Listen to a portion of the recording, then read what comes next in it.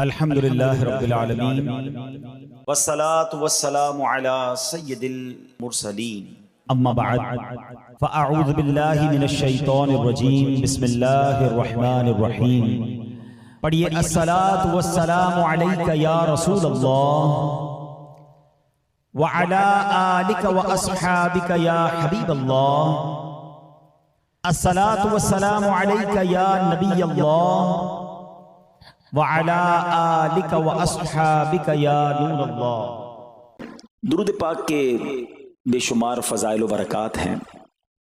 القول البدیع میں ہے، حضرت ابو عباس احمد بن منصور رحمت اللہ تعالی علیہ کو انتقال کے بعد کسی نے خواب میں دیکھا کہ وہ سر پر موتیوں کا تاج سجائے، جنتی لباس میں ملبوس، شیراز کی جامع مسجد کے محراب میں کھڑے ہیں۔ خواب دیکھنے والے نے عرض کی ما فعل اللہ بکا، یعنی اللہ پاک نے آپ کے ساتھ کیا معاملہ فرمایا؟ تو فرمایا کہ میں کثرت سے درود شریف پڑھا کرتا تھا، یہی عمل کام آ گیا، اللہ پاک نے میری مغفرت فرما دی اور مجھے تاج پہنا کر جنت میں داخل کر دیا۔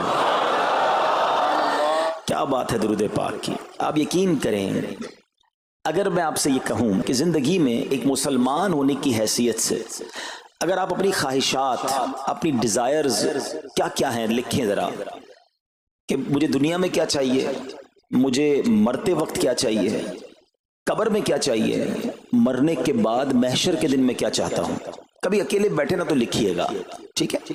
اور اب میں آپ کو بہت ساری حدیثوں کا کچھ نچوڑ پیش کرنے جا رہا ہوں، سنتے جائیے اور سبحان اللہ بھی کہتے جائیے۔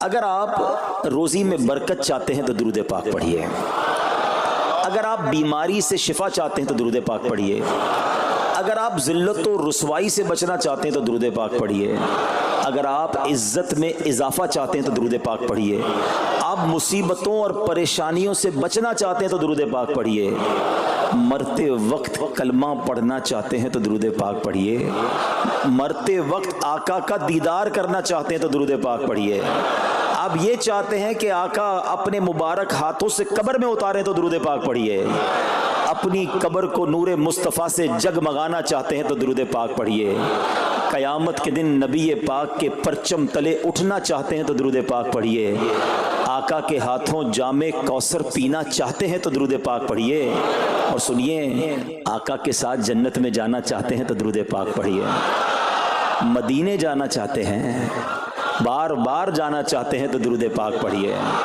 اور زندگی میں دیدار مصطفیٰ کرنا چاہتے ہیں تو درود پاک پڑھیے۔ کچھ باقی رہ گیا؟ اللہ اکبر یا رسول اللہ، مجھے بتائیے اور کچھ باقی رہ گیا ہے؟ ایک مسلمان ہونے کی حیثیت سے what ever I need in دنیا اور ان ہیئر آفٹر، دنیا اور آخرت میں جو کچھ چاہیے، روزی برکت والی، زندگی عزت والی، پریشانیاں دور ہو جائیں، بیماریاں دور ہو جائیں، ذلت و رسوائی سے بچا رہوں، ایمان والی موت ملے، جب تک زندہ رہوں مدینے آتا جاتا رہوں، آقا کی دید کرتا رہوں، آقا جنت میں ساتھ لے جائیں۔ اب کچھ باقی بچتا ہے؟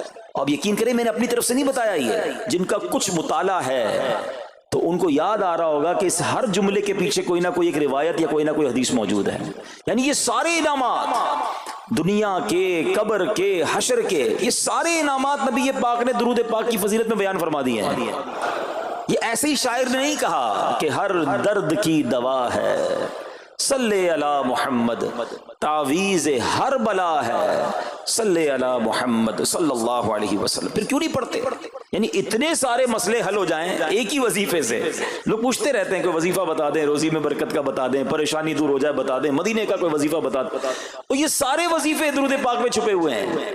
پکڑ لو نا درود پاک، پھر دیکھیں اس کی کیسی برکتیں آپ زندگی میں دیکھیں گے، آپ کا چہرہ شاش بشاش ہو جائے گا، آپ کی طبیعت فریش ہو جائے گی، آپ کو مزے کو مزہ آ جائے گا۔ بس درود پاک کی کثرت پڑھتے رہا کریں، پڑھتے رہا کریں، انشاءاللہ برکتیں ہی برکتیں۔ میں بھی نیت کروں، آپ بھی نیت کریں۔ ایک اور خوبصورت بات بتاؤں، جو بڑی خوبصورت آیت ہے، میں سمجھتا ہوں شاید دنیا بھر کے عاشقان رسول کو یہ کم از کم آیت تو سب کو یاد ہوگی۔ کون سی آیت؟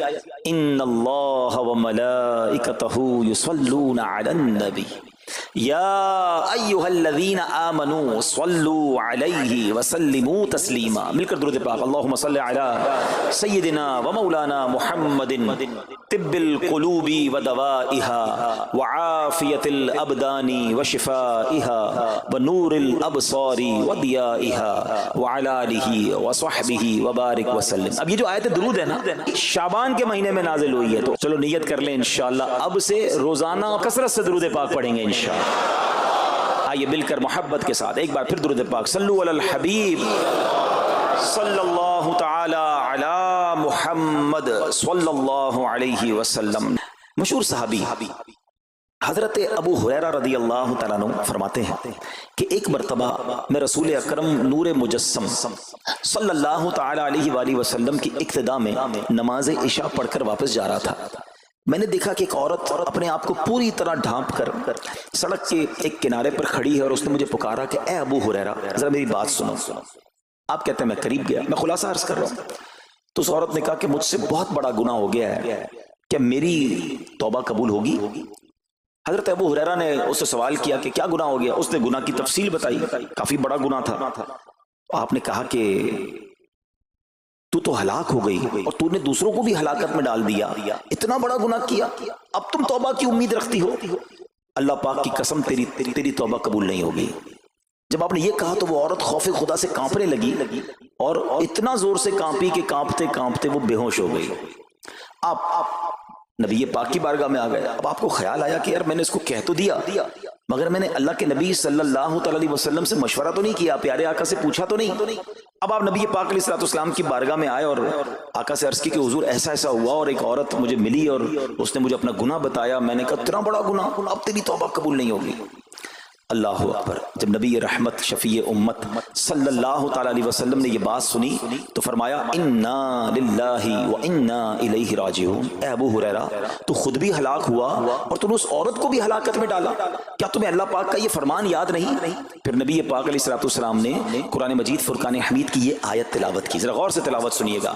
اللہ کریم ارشاد فرماتا ہے بسم اللہ الرحمن الرحیم الا من تاب وآمن وعمل عملا صالحا فأولئك يبدل الله سيئاتهم حسنات وكان الله غفورا رحيما.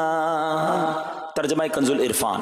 مگر جو توبہ کرے اور ایمان لائے اور اچھا کام کرے تو ایسوں کی برائیوں کو اللہ نیکیوں سے بدل دے گا اور اللہ بخشنے والا مہربان ہے. حضرت ابو ہریرہ نے جب یہ آیت کریمہ سنی اور پیارے آقا علیہ السلام کا یہ فرمان سنا تو آپ کو احساس ہوا کہ میں نے غلط مسئلہ بیان کر دیا ہے. آپ پر یہ احساس اتنا غالب ہو گیا کہ آپ مدینہ منورہ کی اب گلیوں میں آواز لگانے لگے. ایک عورت نے مجھ سے رات ایک مسئلہ پوچھا تھا، کوئی بتا سکتا ہے وہ عورت کون ہے؟ آپ سارا دن مدینے کی گلیوں میں آواز لگاتے رہے مجھے اس عورت کا پتہ بتاؤ جس نے مجھ سے مسئلہ پوچھا تھا. اب رات ہوئی تو وہ عورت آپ کو کل والی جگہ پر پھر کھڑی مل گئی. آپ فوراً اس عورت کے پاس پہنچے، اسے نبی پاک کا فرمان سنایا اور کہا تمہیں مبارک ہو، اگر تم توبہ کرو گی تو اللہ تمہاری توبہ قبول فرما لے گا. اب یہ عورت اتنی خوش ہوئی کہ مارے خوشی کے کہتی ہے کہ میرا ایک باغ ہے، میں نے اپنے گناہ کے کفارے میں وہ باغ راہ خدا میں صدقہ کر رہی ہوں. یہ پورا باغ ہے ابو ہریرہ میں اللہ کی راہ میں صدقہ کرتی ہوں. اللہ اکبر. اے میرے پیارے اسلامی بھائیوں، اس ایک واقعے میں ہمارے لیے بہت کچھ ہے. پہلے تھوڑا سا تربیت کے مدنی پھول ذرا سمجھیے کہ اتنی بڑی ہستی ہیں سیدنا ابو ہریرہ رضی اللہ تعالیٰ، لیکن جیسے انہیں پتا چلا کہ میں نے یہ مسئلہ تو بیان کر دیا ہے مگر نبی پاک علیہ السلام سے پہلے اس کا حکم تو پوچھ لیتا.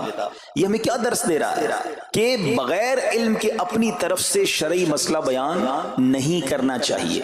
جو بغیر علم کے دینی مسئلے بتاتا ہے وہ خود بھی ہلاک ہوتا ہے اور دوسروں کو بھی ہلاکت میں ڈالتا ہے. ہاں میں بتاتا ہوں نا اس کا مسئلے کا حل کیا ہے، حالانکہ خود کہیں پڑھا نہیں ہوتا. تو جب تک آپ کو علم نہیں ہے، آپ جانتے نہیں ہیں، تو کسی مسئلے کو بیان نہیں کرنا چاہیے. دوسری بات کہ اگر خدا نہ خواستہ کوئی غلط مسئلہ بتا بیٹھا یا بتا تو درست رہا تھا بتاتے بتاتے غلطی کر بیٹھا تو اسے چاہیے کہ ازالہ کرے، فوراً اس کا جو بھی ازالہ بنتا ہے وہ کرے. سیدنا ابو ہریرہ رضی اللہ عنہ کا ازالہ تو دیکھیں کہ آپ کو جیسے ہی پتا چلا کہ اصل مسئلہ یہ ہے، اب آپ مدینے کی گلیوں میں صدا لگا رہے ہیں، تلاش کر رہے ہیں، پورا دن ڈھونڈتے رہے اس خاتون کو کہ میری سے غلطی ہو گئی، میں نے اس کو غلط مسئلہ بتایا، تاکہ اس کو تلاش کر کے اس کو درست مسئلہ بتایا جائے۔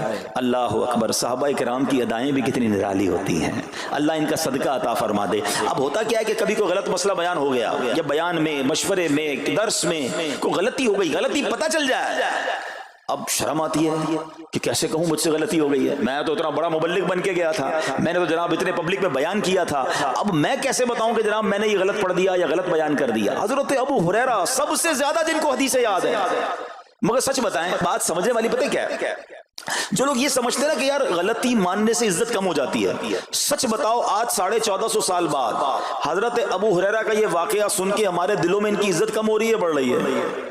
Simple is that. غلطی ماننے سے انسان جو ہے وہ نیچا نہیں ہوتا۔ اللہ میرے پیر و مرشد کو سلامت رکھے، جن کی برکت سے لاکھوں علماء بن گئے ہیں، مگر آپ اپنے مدنی مذاکرے میں اپنے ساتھ علماء کرام، مفتیان کرام کو بٹھاتے ہیں، اور اگر کوئی توجہ دلاتا ہے تو لائیو چینل پر آپ فرماتے ہیں کہ یہ مسئلہ یوں نہیں یوں ہے، کوئی عزت کم نہیں ہوتی جناب۔ تو سبحان اللہ، دو باتیں سیکھنے کو ملی کہ پہلے بتانا ہی نہیں ہے، اگر نہیں آتا تو اپنی بڑائی مارنے کے لیے بندہ کہتے مجھے نہیں معلوم، واللہ عالم میں نہیں جانتا، اور اگر آپ کو لگتا ہے میں صحیح بتا رہا ہوں اور پھر بعد میں کوئی توجہ دلا دے کہ آپ نے غلطی کی ہے تو پھر اس کو بالکل مانے بھی اور اس کا ازالہ کریں۔ اچھا، اب علماء کرام نے بڑے پیارے طریقے بتائے۔ پہلے تو ظاہر یہ تھا کہ بھائی پبلک میں بیان کیا تو پبلک میں جا کر یا گلیوں میں جا کر آپ نے اعلان کیا، اب تو سوشل میڈیا کا زمانہ ہے، کوئی ویڈیو بنا کے ڈال رہے ہوتے ہیں، انسٹاگرام تو ٹویٹر تو پتہ نہیں کیا کیا چیزیں، موبائل فون، فیس بک، یوٹیوب، تو اب غلط غلط مسئلے لوگ شیئر کر رہے ہیں۔ ایک یہ بڑا مسئلہ پتہ کیا ہو گیا، ہمارے موبائل پہ جیسے ہی کوئی ویڈیو کلپ آیا، کسی کا بھی آیا یا کوئی پوسٹ آ گئی، کوئی فضیلت ہی آ گئی، نہ چیک کرنا ہے نہ کچھ کرنا ہے، اس کو فوراً فارورڈ کر دینا ہے۔ حالانکہ اس میں بعض اوقات غلط مسئلے ہوتے ہیں، بعض اوقات غلط حدیثیں ہوتی ہیں، ہمیں پتہ ہی نہیں ہوتا، ہم سمجھتے ہیں آگے شیئر کر دیں۔ اچھا، شیئر کرنے والوں کا بھی بڑا مسئلہ ہے، اگر کوئی وظیفہ، کوئی نفل، کوئی بھی چیز ہے، خود پڑھنی نہیں ہے، آگے 100 لوگوں کو بھیج دینی ہے، پہلے خود تو پڑھو۔ اچھا، خود بھی پڑھنے سے پہلے کہاں چیک کروایا؟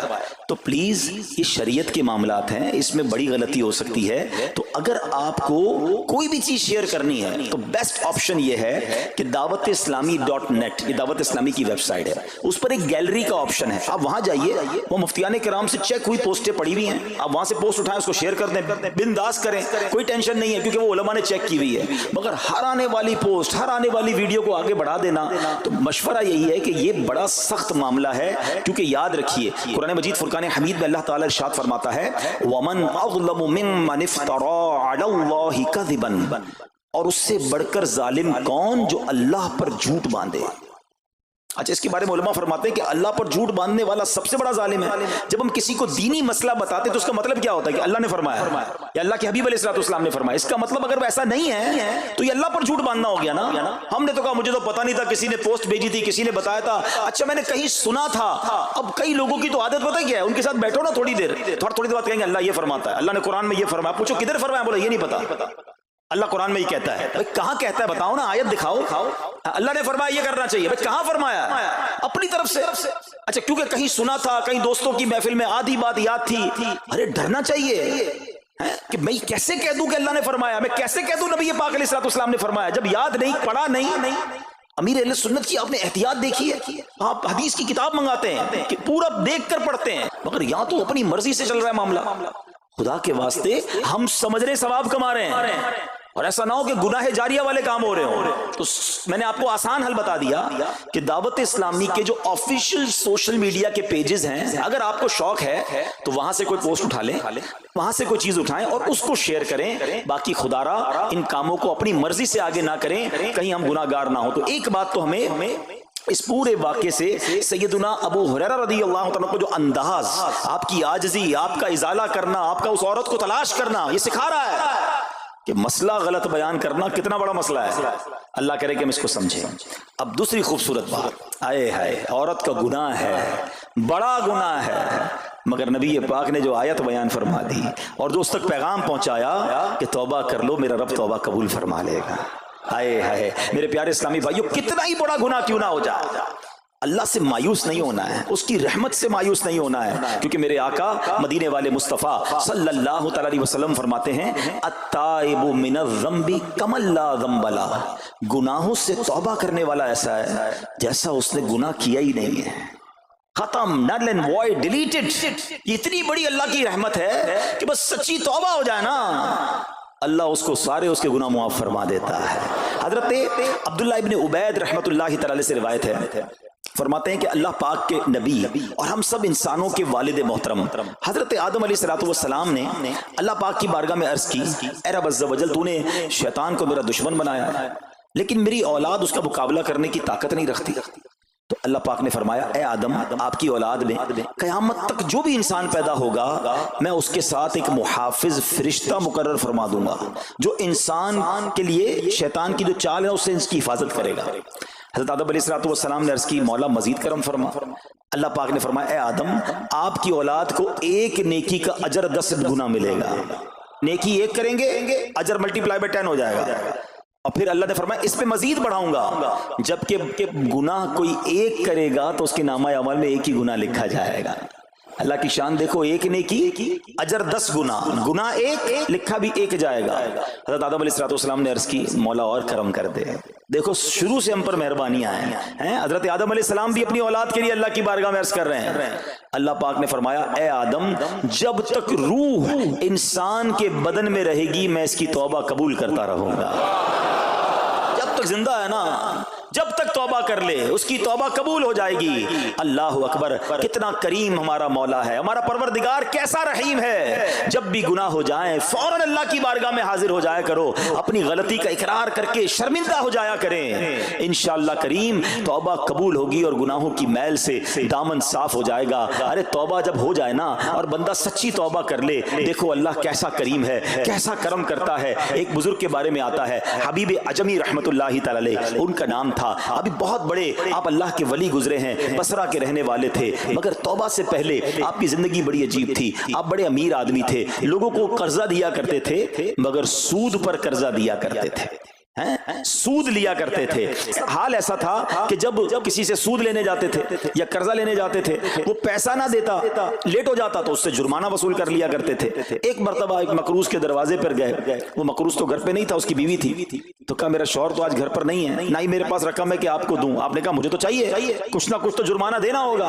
تو اس نے کہا ہم نے ایک بکری ذبح کی ہے, گوشت تو سارا بانٹ دیا, کھا لیا, اس کا سر موجود ہے. آپ نے کہا یہی دے دو. سود میں پیسے نہیں ملے تو بکری کا سر لے آئے.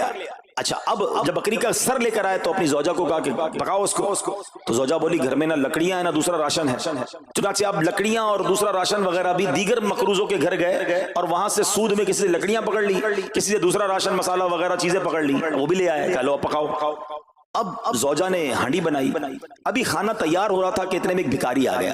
حضرت حبیب عجمی نے اس وقت تو توبہ نہیں کی تھی, اس بھکاری کو بھی باتیں سنا کر نکال دیا, گھر سے نکال دیا. اب کھانا تیار ہو گیا, کھانے کے لیے بیٹھے, مگر جیسے ہی زوجہ نے ہانڈی کا ڈھکن اٹھایا نا تو وہ سالن جو تھا بکری کے سر کی بجائے پورا سالن خون سے بھرا ہوا تھا. زوجہ نے پکار کر کہا کہ دیکھو تمہارے اعمال کا نتیجہ, تمہاری کنجوسی کا نتیجہ, پوری ہانڈی خون سے بھری ہوئی ہے. سود کا مال تھا نا. اب ہانڈی کا یوں خون میں بدل جانا آپ کے دل پر بڑی تنبیہ ہوئی, بڑا اثر ہوا کہ یہ میں کیا کر رہا ہوں, میں کون سی روزی کما رہا ہوں. اللہ سے جنگ ہے نا سود کا کام کرنے والا, وہ تمام لوگ سوچیں جو سود کا کام کرتے ہیں. اب جب آپ کے دل پہ چوٹ لگی تو آپ نے اب توبہ کرنے کا ارادہ کیا کہ بہت ہو گیا, اللہ کو بڑا ناراض کر لیا. تو آپ حضرت حبیب عجمی اب باہر نکلے کہ حضرت امام حسن بصری کی بارگاہ میں جاتے ہیں اور وہاں جا کر توبہ کرتے ہیں. مگر جیسے ہی اب باہر نکلے نا تو کچھ بچے کھیل رہے تھے. کھیلتے ہوئے بچے نے آواز لگائی, جلدی سائڈ پہ ہو جاؤ, دور ہو جاؤ, حبیب عجمی سود خور آ رہا ہے, کہیں ایسا نہ ہو کہ اس کے قدموں کی دھول ہم پر پڑے اور ہم بھی بدبخت ہو جائے. پھر دل پر چوٹ لگی کہ یار بچہ مجھ سے نفرت کرتا ہے, ایسا کام کرتا ہوں میں, اللہ بھی ناراض, اللہ کے بندے بھی ناراض, اور دل پر چوٹ لگی. حضرت حسن بصری رحمت اللہ تعالی کی خدمت میں گئے, بڑی سچی توبہ کی, اللہ کو راضی کرنے کے لیے پکی نیت کی. ابھی توبہ کی ہے, کوئی بڑی نیکیاں نہیں کر لی. واپس آ رہے ہیں, جیسے واپس آ رہے ہیں تو دیکھا کہ وہی بچے کھیل رہے ہیں. اب ان بچوں میں کسی نے آپ کو دیکھا تو کہا کہ اب حبیب توبہ کر کے آ رہے ہیں, دور ہو جاؤ, کہیں ہمارے قدموں کی دھول ان پر نہ پڑ جائے تو ہم گناہگار نہ ہو جائے. تھوڑی دیر پہلے یہ بچے کہہ رہے ہیں کہ دور ہو جاؤ, ان کی دھول پڑ گئی تو ہم بدبخت ہو جائیں گے, سود خور جا رہا. ارے ابھی توبہ کی ہے, اور اللہ نے اپنے بندوں اور مخلوق کے دل میں کیسی محبت ڈال دی کہ بچے کہہ رہے ہیں دور ہو جاؤ، ہمارے قدموں کی دھول حضرت حبیب پر نہ پڑ جائے، ہم گناہگار نہ ہو جائیں۔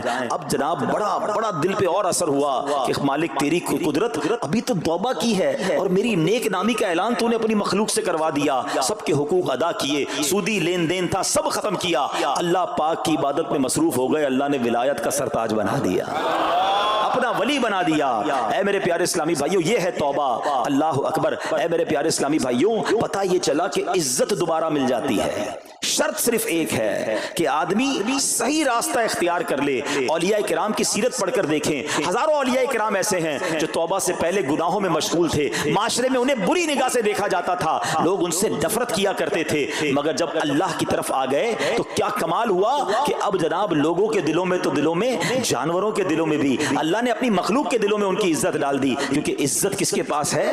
رب کے پاس ہے۔ دلوں کا اختیار کس کے پاس ہے؟ وہ رب کے پاس ہے۔ آسمان ولایت کا ایک اور چمکتا ستارہ حضرت فضیل بن عیاض رحمت اللہ تعالی علیہ توبہ سے پہلے ڈاکو تھے۔ جی ہاں، آپ کتنا بڑا نام ہے ولیوں میں، مگر آپ ایک ڈاکو تھے، اور یہ کوئی کہانی نہیں، واقعی حقیقت ہے کہ رات کو جب بچہ سوتا نہیں تھا تو مائیں کہا کرتی تھیں بیٹا سو جاؤ ورنہ فضیل ڈاکو آ جائے گا۔ جس راستے پر آپ ہوتے تھے لوگ ڈر کے مارے اس راستے سے نہیں گزرتے تھے، مگر جب آپ نے توبہ کی، جن کا مال لوٹا تھا واپس کیا اور سارے حقوق ادا کیے، نیک کاموں میں مصروف ہو گئے، اللہ کی عبادت میں لگ گئے، حضرت فضیل بن عیاض نے وہ وقت بھی دیکھا کہ وقت کا بادشاہ کے دروازے پر کھڑا تھا اور انتہائی عاجزی سے عرض کر رہا ہے کہ حضور ملاقات کا وقت عطا فرما دیجئے۔ اللہ کی راہ پہ جو چل پڑے، سچی توبہ کر لے، اللہ پھر کیسی عزت عطا فرماتا ہے۔ حضرت بشر حافی کا واقعہ آپ کو یاد ہوگا، آپ توبہ سے پہلے شرابی تھے، شراب کے نشے میں دھت رہا کرتے تھے۔ بڑا خوبصورت واقعہ ہے کہ اللہ کے نام کی جب آپ نے تعظیم کی اور آپ کو یہ پیغام ملا کہ اے بشر تم نے ہمارے نام کو بلند کیا، ہم تمہارے نام کو بلند کریں گے، آپ نے توبہ کی، عبادت میں لگ گئے۔ اللہ تعالیٰ کی معرفت کا عالم یہ تھا کہ آپ ننگے پیر رہا کرتے تھے۔ حافی کہتے ننگے پیر رہنے والوں کو، اب جب آپ ننگے پیر گلیوں میں گھوما کرتے تو اس شہر کے جانور راستے پر نجاست نہیں کرتے تھے۔ کیوں نہیں کرتے تھے؟ کہ حضرت بشر ننگے پاؤں رہتے ہیں، کہیں ان کے پیر گندے نہ ہو جائیں۔ ارے وہ شخص جو توبہ سے پہلے شرابی ہے، اب جانور بھی ادب کر رہے ہیں، بلکہ عالم یہ تھا کہ ایک چرواہے کے ایک جانور نے راستے پر گندگی کر دی تو اس نے کہا ہو نہ ہو لگتا ہے حضرت بشر کا انتقال ہو گیا ہے۔ جب معلوم کیا تو پتا چلا کہ ہاں حضرت بشر حافی کا انتقال ہو گیا۔ اللہ اکبر، گویا اللہ نے جانوروں کے دلوں کے اندر بھی ان کی عزت ڈال دی، کیونکہ انہوں نے رب کی بارگاہ میں سر جھکایا، انہوں نے دنیا والوں کی پرواہ نہ کی، انہوں نے رب کو راضی کرنے کی فکر کی۔ تو اے میرے پیارے اسلامی بھائیوں، یہ خیال دل سے نکال دو کہ جناب عزت پیسے سے ملتی ہے، عزت شہرت سے ملتی ہے، جناب سوٹ بوٹ ہو، ذرا اچھے کپڑے پہنوں، اچھی جناب لگژری گاڑی سے اتروں گا تب عزت ملے گی، ارے جناب مہنگا موبائل ہاتھ میں ہوگا تب عزت ملے گی، عالی شان کوٹھیوں میں رہوں گا تب عزت ملے گی۔ یہ بھول ہے تمہاری۔ آؤ قرآن کیا کہتا ہے، عزت کہاں سے ملے گی، عزت کس کو ملتی ہے؟ اللہ قرآن میں فرماتا ہے من کان یرید العزت فللہ العزت جمیعا۔ اللہ کہتا ہے، قرآن فرماتا ہے جو عزت کا طلبگار ہو تو ساری عزت اللہ ہی کے پاس ہے، ساری عزت اللہ کے پاس ہے۔ وَتُعِزُّ مَن تَشَاءُ وَتُذِلُّ مَن تَشَاءُ بِيَدِكَ الْخَيْرُ۔ خدا کی قسم، دنیا کی ساری دولت کسی کے پاس ہو، اس کے کروڑوں فالوورز ہوں، لوگ کہتے ہیں سوشل میڈیا پہ فالوور ہونے چاہیے۔ آج کل تو کسی کا مرتبہ چیک کیسے ہوتا ہے؟ چیک تو کرو اس کے پیج پر اس کو چاہنے والے کتنے ہیں۔ لوگ بتاتے ہیں میرے اتنے ملین فالوورز ہیں، اتنے لاکھ مجھے دیکھنے والے ہیں۔ میں ان سب سے پوچھتا ہوں جن کے کروڑوں فالوورز ہیں، تمہارے فالوورز تمہیں دیکھنے والے گناہ کی وجہ سے ہیں یا نیکی کی وجہ سے ہیں؟ کبھی سوچا کہ 1 کروڑ لوگ تمہیں دیکھتے ہیں مگر تمہارا ناچ گانا دیکھتے ہیں، تمہاری بے حیائی دیکھتے ہیں، اور وہ جب بھی دیکھتے ہیں سارا گناہ تمہیں بھی ملتا ہے۔ یہ کیوں نہیں سوچتے کہ یہ فالوورشپ کیا کرنی ہے؟ یار میرے اتنے فالوور، میرے اتنے چاہنے والے، میرے پاس اتنا پیسہ، ساری دنیا تمہیں چاہے اور رب نہ چاہے نا، سب برباد ہو جائے گا۔ ہاں جب رب نے چاہنا ہے ذلیل و خوار ہو جاتا ہے انسان، اور رب نے جس کے مقدر میں عزت لکھی ہے نا اسے ایسا عروج عطا فرماتا ہے۔ بتاؤ نا کون سا یوٹیوب، کون سا فیس بک تھا خواجہ غریب نواز کے زمانے میں؟ لوگ کہتے اتنے ملین فالوور، میں بتاتا ہوں دنیا کا کون سا مسلمان ہے جو میرے خواجہ غریب نواز کو فالو نہیں کرتا؟